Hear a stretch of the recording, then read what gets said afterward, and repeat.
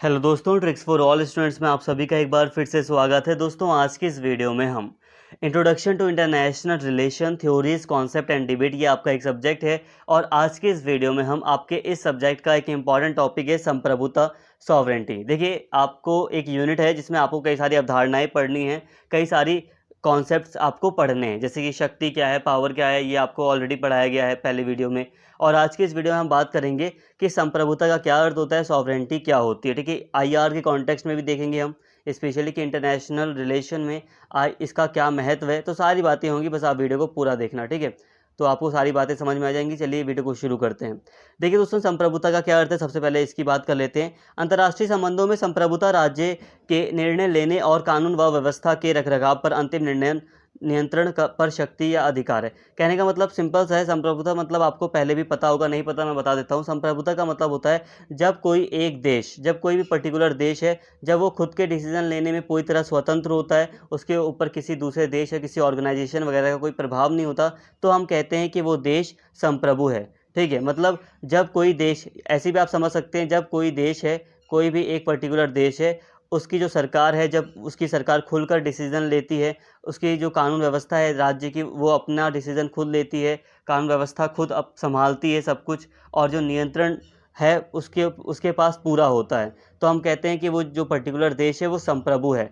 या फिर कई बार आप देखोगे कि कोई एक पर्टिकुलर देश है, मान लो कोई XYZ कोई देश है, ठीक है, अब वहाँ पर कोई सरकार है और वहाँ की सरकार हमेशा दबाव में रहती है कई सारे ऑर्गेनाइजेशन के, या कई सारे दूसरे देशों, जो अमीर देश हैं उनके प्रभाव में रहती है वहाँ की सरकार। वहाँ की सरकार जो है कठपुतली सरकार के रूप में कार्य करती है, तो उसको हम संप्रभु देश नहीं कहेंगे। ठीक है, संप्रभु राष्ट्र वो होता है जिसके पास अपना खुद का पूरा नियंत्रण होता है। जैसे कि भारत है, तो भारत क्या है, भारत का अपने ऊपर पूरा नियंत्रण है। भारत के ऊपर कोई दूसरा देश, दूसरे देश का कोई प्रभाव नहीं है। प्रभाव है वो बात अलग है, लेकिन ऐसा कोई प्रभाव नहीं है कि कोई संप्रभुता को हानि पहुंचाए। लाइक अगर भारत को कल पाकिस्तान से युद्ध करना पड़ता है, तो भारत अमेरिका से नहीं पूछेगा कि क्या मैं युद्ध करूं या ना करूं, या अमेरिका नहीं बताएगा भारत को कि तुम्हें युद्ध करना है या नहीं करना। तो भारत अपना डिसीजन खुद लेगा, और वो खुद अपने डिसीजन को लेने में सक्षम है, और वो जो उसे लेना है वो वही डिसीजन लेगा। ठीक है, तो ऐसे में भारत पूरी तरह स्वतंत्र है, संप्रभु है, ये सारी चीज़ें ये दर्शाती हैं। ठीक है, तो भारत क्या है, संप्रभु है, स्वतंत्र है, क्योंकि सारी चीज़ें भारत के अपने क्षेत्र की सारी चीज़ें भारत के, भारतीय सरकार के नियंत्रण में हैं। वो बात अलग है, अगर आप सिर्फ सरकार को ऐड करें तो भाई सरकार के खिलाफ जनता आंदोलन भी करती है। लेकिन कहने का मतलब ये है कि जो सरकार बनती है तो सारी चीज़ें सरकार के नियंत्रण में तो होती है। ऐसा तो नहीं है कि सरकार किसी दूसरे देश से हेल्प मांगे अपने राज्य को चलाने के लिए। तो संप्रभुता का मतलब आप समझ चुके होंगे यहाँ तक। आसान भाषा में बिल्कुल आप इसे स्वतंत्रता से ले सकते हैं। जब कोई राष्ट्र पूरी तरह स्वतंत्र हो, पूरी तरह स्वतंत्र, वहाँ पर जो सरकार भी बनती है वो भी पूरी तरह स्वतंत्र सरकार बने, उस पर भी दबाव ना हो, तो ये हम कहते हैं तब जाकर कि वो राज्य क्या है, वो संप्रभु राज्य है। ठीक है, कम शब्दों में लास्ट में मैं यही कहूँगा कि संप्रभुता का अर्थ ये है कि जब कोई राज्य अपने खुद के पूरे डिसीजन लेने में सक्षम है, पूरी तरह स्वतंत्र है कि वो खुद के लिए खुद का डिसीजन ले सकता है, तो उसे हम संप्रभुता कहते हैं। ठीक है, ऐसे राज्य के पास अपने खुद के देश को चलाने के लिए पूरी शक्ति होती है, पूरा नियंत्रण होता है, पूरा कंट्रोल होता है। आई होप ये बात आप समझ गए होंगे काफ़ी अच्छे से। संप्रभुता को अगर हम दोस्तों लैटिन शब्द के रूप में देखें, तो जो सॉवरेंटी है, जिसे इंग्लिश में सॉवरेंटी कहते हैं, तो ये जो शब्द है वो लैटिन भाषा के सुप्रानस शब्द से बना है। अब सुप्रानस का जो मूल अर्थ है, जो मूल रूप से अगर हम सुप्रानस के मीनिंग को देखें, तो इसका मतलब होता है सर्वोच्च शक्ति। और यही संप्रभुता की असली अर्थ यही है संप्रभुता का, सर्वोच्च शक्ति, सुप्रीम पावर। क्योंकि एक स्टेट के पास, जब अपने एक कोई भी स्टेट है, स्टेट मतलब होता है देश, जब उसके पास अपने देश की सर्वोच्च शक्ति होती है, जो बड़ी से बड़ी जो शक्ति है, जब उस देश के पास होती है अपनी सारी शक्ति, तभी हम उसे संप्रभु राष्ट्र कहते हैं। तो ये भी क्लियर होगा आपको। लेकिन यहाँ पे एक कन्फ्यूज़न बच्चों को ये रहती है कि ये जो संप्रभुता है, सॉरी, ये संप्रभुता तो समझ में आ गया, ये जो राज्य है, राज्य का क्या अर्थ है। देखिए, राज्य का क्या मीनिंग है ये आप ध्यान से समझिए। देखो, राज्य जब हम बात करते हैं आईआर की, इंटरनेशनल रिलेशन की, जब हम बात करते हैं अंतर्राष्ट्रीय संबंधों की, तब हम वहाँ पर देश को ना राज्य कहकर बुलाते हैं। इंटरनेशनल रिलेशन हो गया, अंतर्राष्ट्रीय संबंध हो गए, या पॉलिटिकल साइंस में आप दूसरे तरीके से देखोगे तो वहाँ पर आपको देश शब्द नहीं दिखाई देगा, आपको राज्य दिखाई देगा। यहाँ पे इस राज्य का मतलब देश ही होता है, ठीक है। बट हाँ, हम पढ़ते समय स्टेट शब्द का यूज़ करते हैं, ठीक है। स्टेट, स्टेट बोलते हैं। और आप बहुत सारे बच्चे, बहुत आज भी ऐसे हैं जो बहुत सारे बच्चे इस राज्य को यूपी बिहार के कॉन्टेक्स्ट में समझते हैं, जो कि सरासर गलत है। क्योंकि जब हम इंटरनेशनल बात करते हैं, अंतर्राष्ट्रीय स्तर की, तो स्टेट का मतलब देश ही होता है। लेकिन याद रखना, आप भी यूज़ मत करना देश शब्द, क्योंकि इंटरनेशनल रिलेशन में आईआर हो गया स्पेशली, या दूसरे जो सब्जेक्ट हैं पॉलिटिकल साइंस के, वहाँ पर हम मैक्सिमम 100% यही होता है आईआर में, तो मैं कंफर्म हूँ कि हम देश की जगह या कंट्री शब्द की जगह हम स्टेट बोलते हैं, राज्य शब्द का यूज़ करते हैं। आप भी राज्य शब्द का यूज़ करना। ये बात अलग है कि अगर आपने देश शब्द यूज़ कर लिया तो आपके, ऐसा तो नहीं है कि आपके आंसर राइटिंग को कट कर देंगे, कट नहीं करेंगे, लेकिन फिर भी अगर आपको पता है तो प्लीज़ राज्य शब्द का यूज़ करें। तो यहाँ तक आपकी सारी कन्फ्यूज़न सॉल्व हो गई होगी, मतलब तो समझ में आएगी अब। देखिए, वर्तमान समय में अंतर्राज्यीय संबंधों का मुख्य मार्गदर्शक तत्व संप्रभुता का सिद्धांत है। यह पारस्परिक राजनीतिक स्वतंत्रता, मान्यता, शांतिपूर्ण सहअस्तित्व, अंतर व्यक्तिगत संबंधों में औपचारिक समानता और अन्य राज्यों के आंतरिक मामलों में अहस्तक्षेप के सिद्धांत पर स्थापित होता है। अब यहाँ बात को समझो। देखो, जो संप्रभुता है वो क्या करता है, जो संप्रभुता है ये पारस्परिक राजनीतिक जो मान्यता है वो दिलाता है। जैसे कि जो संप्रभुता है उससे क्या होता है, पारस्परिक मान्यता मिलती है। जैसे कि अगर मैं उदाहरण लूँ, जैसे कि आज पाकिस्तान को ले लो आप। हालांकि पाकिस्तान अभी कई तरह के, मतलब एक इंटरनल, कई तरह के इंटरनल वहाँ पर मतलब युद्ध से अवस्था, मतलब कॉन्फ्लिक्ट हैं, कई सारे इंटरनल कॉन्फ्लिक्ट आपको दिखेंगे। तो वहाँ की संप्रभुता काफ़ी हद तक मतलब ख़राब हो रही है, पाकिस्तान की संप्रभुता, क्योंकि वहाँ पे कई सारी ऑर्गेनाइजेशंस वगैरह भी आ गए हैं, तो एक कॉन्फ्लिक्ट का माहौल है। लेकिन फिर भी मैं आपको एक एग्जांपल देके समझाने की कोशिश करूँगा। तो जैसे कि मान लो पाकिस्तान है। अब भारत पाकिस्तान की सीमा पार करके पाकिस्तान को अपने राज्य में, या पाकिस्तान की जो बाउंड्री है उसको थोड़ा मतलब उसके उसके कुछ हिस्से को भारत अपने राज्य में मिलाने की कोशिश क्यों नहीं करता? ऐसा इसलिए है क्योंकि भारत मानता है कि पाकिस्तान एक संप्रभु राज्य है, सॉवरेन स्टेट है, ठीक है? इसीलिए भारत अपनी जो मतलब जो बाउंड्री है, जो बंटवारे की जो बाउंड्री है, उसको पार करके पाकिस्तान के हिस्से को कैप्चर नहीं कर रहा। क्योंकि भारत मानता है कि जो पाकिस्तान है वो एक सॉवरेन स्टेट है, तो हम उसकी बाउंड्री को टच नहीं करेंगे। यहाँ मेन फोकस आप करो कि यहाँ पे मैं आपको समझाना क्या चाह रहा हूँ। मैं समझाना चाह रहा हूँ मान्यता। जो सॉवरेंटी होती है वो मान्यता देती है। पाकिस्तान कई बार आरोप लगाता था भारत पर कि भारत पाकिस्तान को मान्यता नहीं देता। लेकिन यहाँ पे बात को समझिए, जो संप्रभुता है, संप्रभुता का अर्थ होता है मान्यता देना।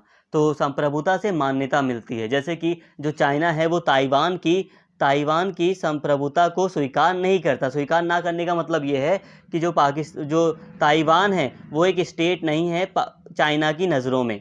और स्टेट नहीं है तो इसका मतलब ये है कि चाइना कभी भी उसके ऊपर कब्जा करेगा, चाइना ये कहता है, ठीक है। तो जो सॉवरेंटी है वो क्या करता है, सॉवरेंटी मान्यता देती है, सॉवरेंटी मान्यता देती है। लेकिन ताइवान जैसे जो देश है उनको अभी भी इतनी ज़्यादा सॉवरेंटी नहीं मिली है। हालांकि वो सॉवरेन है काफ़ी हद तक, लेकिन विश्व स्तर पर उन्हें ऐसी कोई सॉवरेंटी स्वीकार उनकी नहीं की गई है, ठीक है। मान्यता अगर स्पष्ट रूप से जब मिल जाती है किसी देश को सॉवरेंटी की, तो काफ़ी हद तक वो पूरी तरह स्वतंत्र होता है और एक दूसरे देश उसको मान्यता देते हैं और फिर उसका सम्मान करते हैं। सॉवरेंटी का फ़ायदा यही होता है। जैसे कि मान लो, अगर जैसे कि एग्जांपल के लिए आप कोई सा भी स्टेट ले लो, जैसे कि कुवैत है, ठीक है। कुवैत पर आपको याद होगा इराक ने, जहाँ तक मुझे याद है, इराक में कंफ्यूज हो जाता हूँ, लेकिन हाँ इराक था, ठीक है। तो कुवैत पर इराक ने, सद्दाम हुसैन आई थिंक थे उस समय वहाँ पे, सद्दाम हुसैन की सरकार थी, सरकार मतलब वही तानाशाह थे वहाँ के। तो जो इराक है, इराक का जो तानाशाह था सद्दाम हुसैन, उसके द्वारा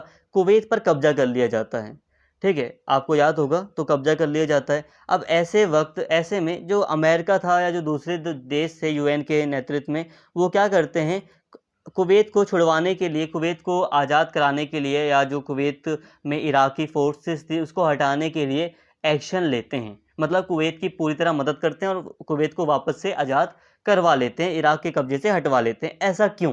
आखिर क्यों कुवैत की मदद की गई?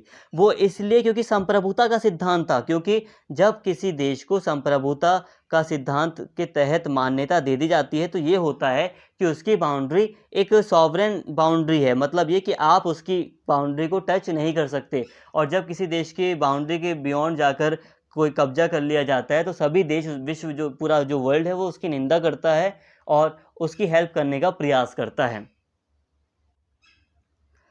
तो यहाँ पर आपको बात समझ में आए कि आज इंटरनेशनल रिलेशन में संप्रभुता का बहुत बड़ा अर्थ है। संप्रभुता से क्या होता है, मान्यता अगर मान्यता दी जाती है, एक दूसरे देश को मान्यता दी जाती है, ठीक है। इसके साथ ही शांतिपूर्ण सह अस्तित्व, संप्रभुता है, संप्रभुता जब मान ली जाती है तो मतलब शांतिपूर्ण सह अस्तित्व की बात की जाती है। मतलब ये कि भाई देखो, तो हम मान रहे हैं कि तुम संप्रभु स्टेट हो और तुम मान लो कि मैं संप्रभु स्टेट हूँ। ऐसे में होगा क्या, ऐसे में होगा ये कि तुम मेरे राज्य में एंटर नहीं करोगे, मैं तुम्हारे राज्य में या स्टेट में एंटर नहीं करूँगा। मतलब ये कि तुम अपनी बाउंड्री तक लिमिट में रहोगे और मैं अपनी बाउंड्री तक लिमिट में रहूँगा, दोनों एक दूसरे की बाउंड्री को क्रॉस नहीं करेंगे। तो शांतिपूर्ण सह अस्तित्व का विचार आता है सामने कि हम शांतिपूर्ण ढंग से अपने अपने स्टेट में रहेंगे, ठीक है। कोई भी किसी दूसरे की बाउंड्री को टच नहीं करेगा, जैसे कि पहले होता था। जो साम्राज्य थे, जो राजा थे, वो क्या करते थे, अपनी बाउंड्री को बढ़ाने का प्रयास करते थे। लेकिन जब सॉवरेंटी मिल जाती है तो शांतिपूर्ण सह अस्तित्व का विचार आता है सामने। यहाँ पे एक बात मैं कहूँगा कि आप लोग सोचेंगे कि भारत का बहुत सारा जो हिस्सा है वो चीन के कब्जे में भी है, पाकिस्तान के कब्जे में भी है, तो उस पर दुनिया मतलब क्यों मदद नहीं करती भारत की, या उसे क्यों छुड़वाना नहीं चाहती, या आखिर क्यों जो विश्व कम्युनिटी है वो अलग अलग विचार रखती है। तो देखिए दोस्तों, यहाँ पे लेकिन ना, यहाँ पर विश्व कम्युनिटी में भी आप देखोगे कि एक जैसा विचार नहीं होता। विश्व कम्युनिटी भी उसका साथ देती है जो ताकतवर है, जो मजबूत है। विश्व कम्युनिटी भी अपने जो विचार है वो कभी भी बदल लेती है। कुवैत का जो एग्जाम्पल दिया उसमें जाहिर सी बात थी, इराक इतना ताकतवर देश था, तानाशाह देश था, लेकिन इतना बड़ा देश नहीं था कि वो अमेरिका को डायरेक्ट टक्कर दे सके, ठीक है। और उसके पास मतलब इतने भी घातक हथियार नहीं थे कि वो अमेरिका को टक्कर दे सके। और अमेरिका पूरी तरह एक तरफा मतलब पावरफुल देश था। तो जाहिर सी बात है, अमेरिका ने कुवैत को पूरी तरह स्वतंत्र करवा दिया। यूएन की तरफ से वैसे हुआ था ये सब, लेकिन अमेरिका की महत्वपूर्ण भूमिका थी। और अमेरिका चाह रहा था कि भाई कुवैत है, तेल के कुएँ वगैरह हैं, वो अपने नियंत्रण में रहे तो ज़्यादा बेटर है। तो इसीलिए कुवैत को एक तरफा उसने छुड़वाया। भारत के कॉन्टेक्स्ट में बात की जाए तो यहाँ पर बहुत सारे पहले से कॉन्फ्लिक्ट हैं कि पहली बात, पाकिस्तान भारत जो बंटवारा हुआ था तो यहाँ पे ये कॉन्फ्लिक्ट है। और चाइना से अगर हम बात करें तो चाइना के साथ भी कॉन्फ्लिक्ट है। और बड़ी बात यह है कि जो चाइना है, भारत है, ये दोनों ही ताकतवर हैं। तो किसी से किसी मतलब कोई हारने वाली सिचुएशन में आएगा नहीं। तो इसीलिए कई सारी जो चीज़ें हैं वो स्थिर हो चुकी हैं, रुक चुकी हैं, ठीक है। तो ऐसे में जो अलग अलग देश हैं वो बस अपने विचार देते हैं, बाकी कोई एक्शन लेने की कोई बात नहीं कर पाते हैं। तो ये सारी बातें होती हैं विश्व कम्युनिटी में। तो आई होप आपको समझ में आ रही होंगी ये बातें।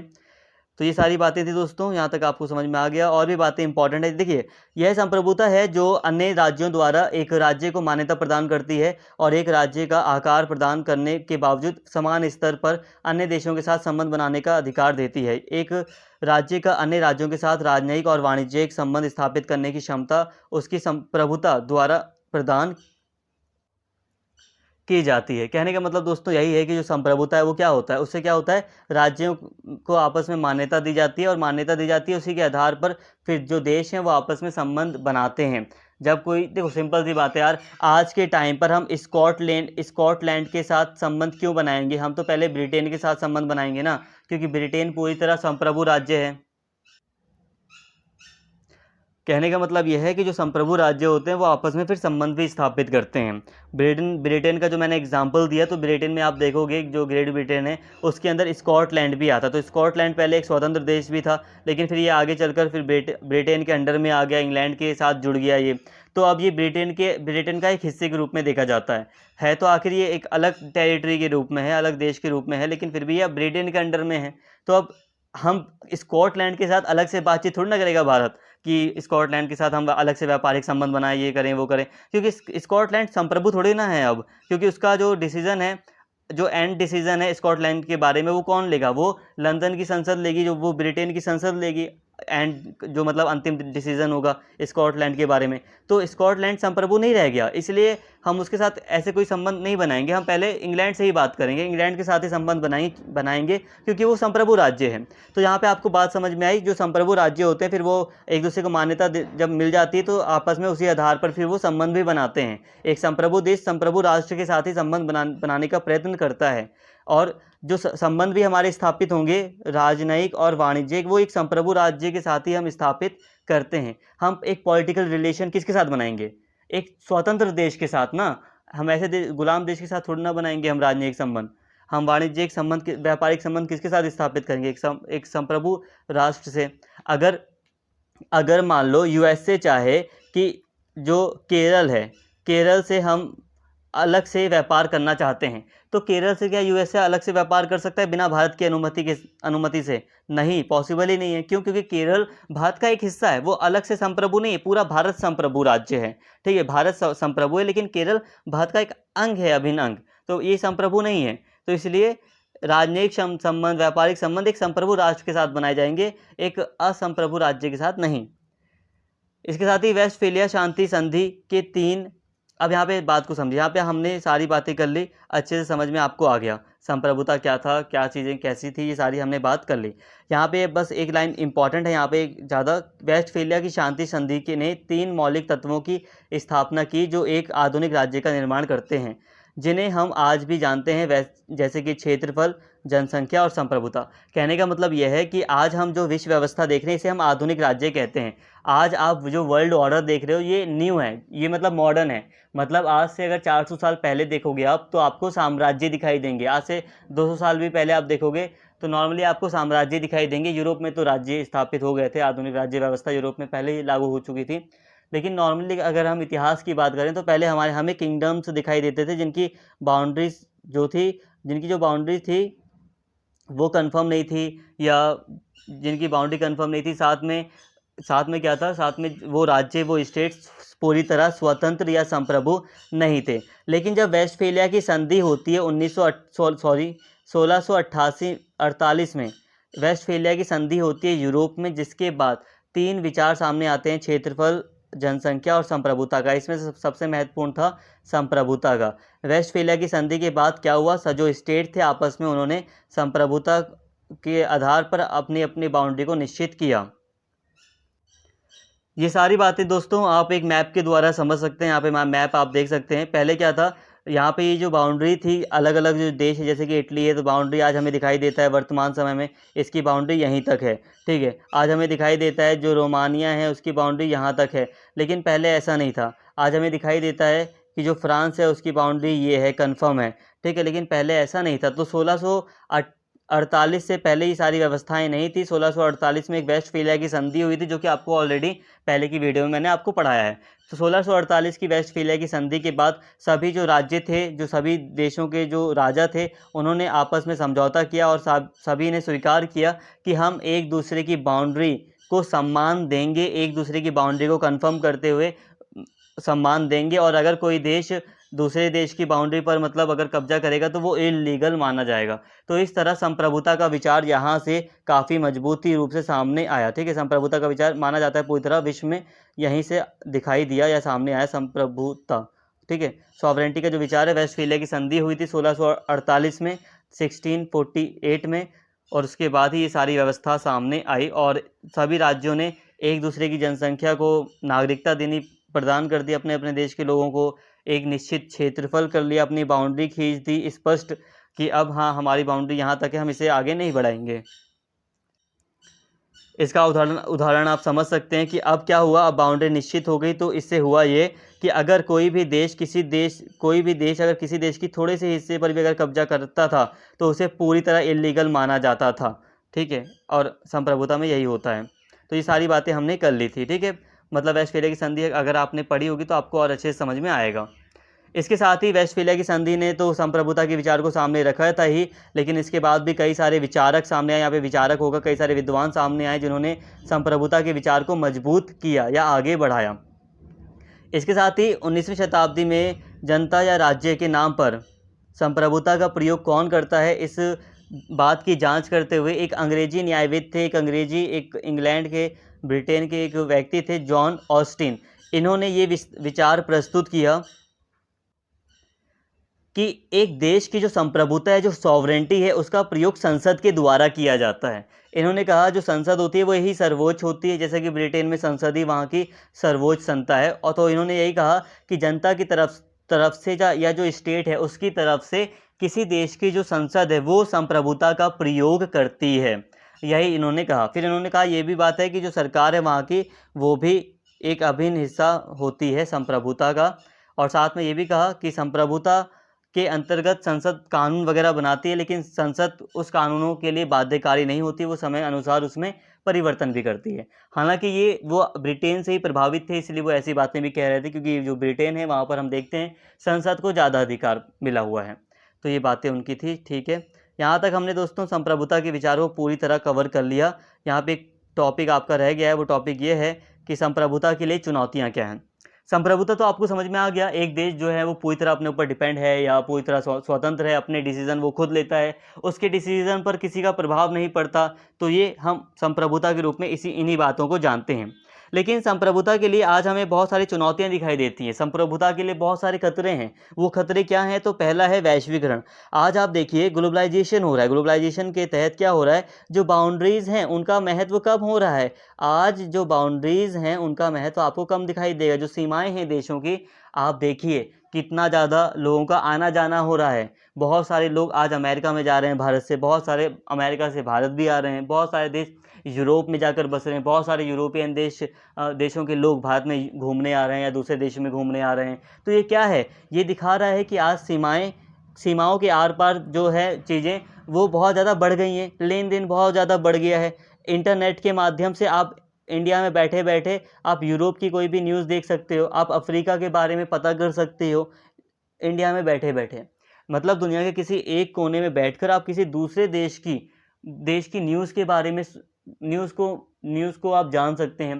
किसी दूसरे देश में क्या बातें हो रही हैं, क्या घटनाएं घट रही हैं, इसके बारे में आप समझ सकते हैं। तो मतलब आज सीमाओं का तो कुछ खास महत्व नहीं रह गया। देखो वैसे महत्व तो बहुत ज़्यादा है, मैं अभी एक चुनौती के रूप में आपको समझा रहा हूँ। तो सीमाएं अगर हम देखें तो आज हम दिखाई दे रहा है कि सीमाओं के आर पार हमें बहुत ज़्यादा आना जाना दिखाई दे रहा है। आज सीमाएं सुरक्षित नहीं रही हैं। एक देश की सीमाओं से परे भी हम दूसरे देश की इंफॉर्मेशन ले सकते हैं। लाइक आप देखोगे कि कई सारे दूसरे देश में बैठे हुए लोग किसी अन्य देश के बैंक अकाउंट से पैसा ले लेते हैं। तो मतलब ये सब क्या है? ये सब दर्शा रहा है कि सीमाओं का महत्व नहीं रहा। ठीक है, संप्रभुता जो है वो खतरे में है, ये दिखाई दे रहा है हमें यहाँ पर। तो वैश्वीकरण से बहुत सारी चीज़ें हो रही हैं जिसके द्वारा संप्रभुता को एक चुनौती भी मिल रही है। ये बात आपको समझ में आ गई होगी। हालांकि मैं यहाँ पे एक पॉजिटिव सेंस में बताऊँ तो दोस्तों, चाहे कि कुछ भी हो, संप्रभुता जो है वो आज भी इम्पॉर्टेंट है और बनी हुई है। लेकिन अभी आप बस इतना समझिए कि चुनौती के रूप में अगर मैं देखूं तो संप्रभुता को वैश्वीकरण के द्वारा बहुत बड़ी चुनौती मिल रही है। आज अगर कोई देश चाहे कि मैं अपने देश की इन्फॉर्मेशन को गुप्त रखूं पूरी तरह, तो बहुत मुश्किल हो गया है। कोई देश नहीं कर सकता ऐसा। आज इंटरनेट के माध्यम से एक देश की सारी जो जानकारी है वो दूसरे देश में आसानी से पहुंच रही है। लोकतंत्र के उदय ने राजशाही और शासक वर्गों के अधिकारों पर महत्वपूर्ण परिवर्तन लगा दिया है। राज्यों की बढ़ती परस्पर निर्भरता, जहाँ पे देखिए लोकतंत्र भी एक चुनौती के रूप में सामने आया है। हालांकि लोकतंत्र भी अपने आप में एक संप्रभुता का ही उदाहरण है, लेकिन फिर भी देखिए पहले जो स्टेट हुआ करते थे वहाँ पर राजा राज करते थे, लेकिन जब लोकतंत्र आ गया तो वो जनता का शासन हो गया। ठीक है, तो राजाओं की जो संप्रभुता थी वो कम हुई है। इसके अलावा राज्यों की बढ़ती परस्पर निर्भरता। अब देखिए दोस्तों, वैश्वीकरण से ही संबंधित है ये। जो राज्य हैं, जो स्टेट हैं, वो आपस में एक दूसरे के ऊपर डिपेंड हैं। कई सारे तरीक़ों से, कई सारी चीज़ों के लिए वो आपस में एक दूसरे के ऊपर निर्भर करते हैं, जिस कारण से वो पूरी तरह अलग नहीं रह सकते। वो जुड़े रहना चाहते हैं एक दूसरे से, व्यापारिक संबंध के रूप में या अलग अलग चीज़ों से वो जुड़े रहना चाहते हैं। इसलिए उन्हें अपनी नीतियों में भी परिवर्तन करना पड़ता है। तो इसलिए भी संप्रभुता को थोड़ा सा खतरा है। साथ में ही यहाँ पे नागरिकों और नीति निर्माताओं के बीच व्यापक सहमति यह है कि कानून के बिना शांति नहीं हो सकती और संप्रभु सत्ता पर कुछ प्रतिबंध के बिना कानून नहीं हो सकता। यहाँ पे देखिए, अगर हम वर्ल्ड में अगर हम शांति चाहते हैं, पीस चाहते हैं, तो सभी नॉर्मली सभी का मानना है कि कानूनों का होना आवश्यक है। अगर आप वर्ल्ड में, अगर आप दुनिया में शांति कायम रखना चाहते हो तो दुनिया के लिए, वर्ल्ड ऑर्डर के लिए थोड़े नियम होने चाहिए, ताकि हम एक दूसरे के ऊपर हमला ना करें, कुछ बाउंडेशन होने चाहिए। लेकिन ये जो कानून बनाए जाएंगे, ये एक तरह से जो संप्रभु सत्ता है, संप्रभु राज्य, उसको थोड़ा प्रतिबंधित करेंगे, तभी तो ये कानून कारगर साबित होंगे। मतलब सिंपल सी बात है, मैं चाहता हूँ कि वर्ल्ड ऑर्डर ऐसा हो जहाँ पे शांति बनी रहे, और उस शांति को बनाए रखने के लिए मैं कानून बनाऊंगा, नियम बनाऊंगा कई सारे। और उन नियमों में क्या कहूँगा मैं नियमों में यही कहूँगा कि एक जो देश है उसके लिए नियम बना दूंगा कि कोई भी पर्टिकुलर जो देश है, जो राज्य है, वो किसी दूसरे देश के ऊपर हमला नहीं करेगा। अगर उसे कोई भी जो देश है वो किसी दूसरे देश के ऊपर दूसरे देश का विदेशी जो क्षेत्र है उसको अधिकृत या उस पर कब्जा नहीं कर सकता, यही नियम बनाऊंगा मैं यही कहूँगा कि एक जो देश है वो किसी दूसरे देश के ऊपर युद्ध थोप नहीं सकता, युद्ध नहीं कर सकता, या जो भी चीज़ें हैं। तो मतलब कुल मिलाकर मैं अलग अलग राज्यों की जो राज्य हैं, अलग अलग जो राज्य हैं, सबके लिए कानून बनाऊंगा। कानून बनाने का मतलब उनकी जो मतलब क्रियाएं हैं उनको लिमिट में करने का प्रयास करूंगा, उनके कार्यों को लिमिट में करने का प्रयास करूंगा। तो इस तरह भी कानून बनाने से भी जो स्टेट की संप्रभुता है, सॉवरेंटी है, वो कम हो रही है या होती है। और ऐसा भी मैं दिखाता हूँ कैसे। इस प्रकार से संयुक्त राष्ट्र, उत्तरी अटलांटिक संधि संगठन, नाटो, आसियान, WTO, यूरोपीय संघ आदि जैसे संगठनों ने अपनी संप्रभुता को जोड़ना शुरू किया। अब देखिए, अब आपस में सुरक्षा स्थापित करने के लिए यूरोपीय संघ ने क्या किया, अपनी अपनी संप्रभुता को आपस में बांट दिया। बांटने का मतलब आपस में अपने अपने देश को जोड़ने का प्रयास किया। यूरोपीय संघ के अंतर्गत सभी राज्य जो स्टेट हैं वो अपने आप को एक संघ का हिस्सा मानते हुए एक साथ एक सामूहिक नीति का अनुसरण करते हैं। यूरोपीय संघ के लिए जो नीतियां बनती हैं वो सारे के सारे जो देश सम्मिलित हैं यूरोपीय संघ में, उनको मानना पड़ेगा। तो आपस में जुड़ रहे हैं ना, मतलब ये दर्शा रहा है कि देश आपस में एक दूसरे के ऊपर निर्भर हैं, और इस तरह वो उनकी आपस में संप्रभुता भी थोड़ी सी कम होती है। तो ये भी एक चुनौती है ना, तो चुनौती भी आपको दिख गई। इसी तरह UN है भाई, जो अंतर्राष्ट्रीय स्तर पर आप देखो, संयुक्त राष्ट्र अपने आप में बहुत बड़ी पावर है। हालांकि इसमें कुछ कमियां भी हैं, वो बात अलग है, लेकिन अपने आप में एक पावर रखता है। ये कैसे रखता है, इसमें जो भी देश हैं, कई मतलब पूरा लगभग पूरे विश्व के देश शामिल है, कुछ देशों को छोड़ दें अगर हम तो। और इसके जो मतलब अगर यहाँ पर सुरक्षा जो परिषद है उसने कोई एक प्रस्ताव पारित कर दिया कि हमें किसी देश में घुसकर वहाँ के लोगों को सुरक्षित निकालना है या उस पर युद्ध थोपना है, तो ऐसा पॉसिबल है। संयुक्त राष्ट्र के सदस्य अगर एक प्रस्ताव पारित कर दें, कोई से भी प्रस्ताव, तो विश्व पर लागू किया जाता है उसको। तो उसके जो नियम है संयुक्त राष्ट्र के, वो विश्व के सभी देशों को मानना अनिवार्य है। तो इस तरह जो किसी देश की स्वतंत्रता है, जो किसी देश की संप्रभुता है, उसको चुनौती मिलती है कि भारत मना कर दे, भाई मैं तो नहीं मानूंगा संयुक्त राष्ट्र का। आज के टाइम पे भारत मना कर दे कि मैं तो नहीं मानूंगा भाई संयुक्त राष्ट्र का नियम, मैं तो स्वतंत्र हूँ, मैं तो संप्रभु हूँ पूरी तरह। लेकिन क्या ऐसा पॉसिबल है? तो ऐसा पॉसिबल तो है, लेकिन भारत नहीं करेगा ऐसा। तो कई सारे प्रेशर हैं भारत के ऊपर भी। पॉसिबल तो है भाई, एक स्टेट कर सकता है ऐसा, ऐसी बात नहीं है, लेकिन आज भी कई सारे प्रेशर हैं। अगर हमें समाज के अंदर ही रहना है, हमें विश्व से जुड़े रहना है, क्योंकि हम अपना डेवलपमेंट भी करना चाहते हैं, तो इसलिए हम उस बात मानेंगे। तो ये सारी बातें हैं। इसके साथ ही राष्ट्र राज्य विभिन्न स्रोतों से अस्तित्वगत खतरों का सामना कर रहे हैं। इसके साथ ही तो जो राष्ट्रों की संप्रभुता है, जो राष्ट्र राज्य हैं, वो उनके सामने अलग अलग चुनौतियां आ रही हैं। आज आप देखिए कई सारे NGO हैं, कई सारे बड़े बड़े NGO हैं। एमनेस्टी इंटरनेशनल एक मानवाधिकार से संबंधित एक NGO है, जो सरकार पर दबाव डाल देती है कि इस पर्टिकुलर देश में मानवाधिकारों का उल्लंघन होता है। जब वो ऐसा बोल देती है तो उस देश को लोग फंड नहीं देते। तो बहुत दबाव रहता है बड़े बड़े NGO का भी। इसके साथ ही कई सारे टेररिस्ट ग्रुप हैं, कई सारे आतंकवादी समूह किसी देश में होते हैं, तो वो उस देश की राजनीति को प्रभावित करते हैं, उस देश की संप्रभुता को हानि पहुंचाते हैं। तो ये भी क्या है, संप्रभुता के लिए चुनौतियां हैं। तो कई सारे ऑर्गेनाइजेशन हैं, कई सारी चीज़ें हैं जो विश्व में संप्रभुता को चुनौती देती है। ये सारे की सारी एक तरह से वैश्वीकरण का परिणाम भी आप कह सकते हैं। आज देखिए, आज अगर आप देखिए, आज विश्व स्तर पर WTO, वर्ल्ड व्यापार संगठन हो गया, वर्ल्ड ट्रेड ऑर्गेनाइजेशन है, वर्ल्ड बैंक है, IMF है, कई सारी संस्थाएं हैं। तो जो देश होता है उनके ऊपर भी इन संस्थाओं का प्रभाव होता है। लाइक अगर पाकिस्तान जो है वो पैसा चाह रहा है, तो अगर वो पैसा ले रहा है वर्ल्ड बैंक से, IMF से, तो वो कई सारी नीतियों को भी फॉलो कर रहा है। अगर भारत कई सारी मतलब अगर भारत कोई सहायता ले रहा है विश्व कम्युनिटी से, तो उनके नियमों को भी भारत स्वीकार कर रहा है। यहाँ पे ये बात भी होती है। 1991 में भारत ने प्राइवेटाइजेशन को अपना लिया। 1990 के दशक में भारत ने निजीकरण या वैश्वीकरण की व्यवस्था को अपना लिया। क्यों?